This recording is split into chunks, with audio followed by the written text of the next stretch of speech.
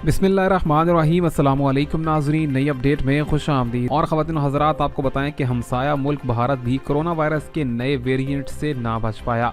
भारत के अंदर भी कोरोना वायरस की नई किस्म ओमिक्रॉन का पहला मरीज़ पहुंच गया।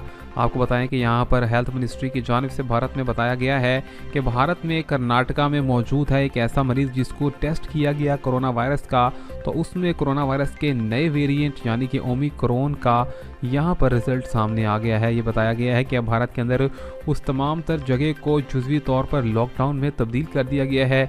और इसी के साथ साथ भारत की जनूबी रियासत कर्नाटका में 2 लोगों में ये ओमिक्रॉन का वायरस देखा गया है, जिसमें एक की उम्र 66 साल जबकि दूसरे की 46 साल बताई गई है।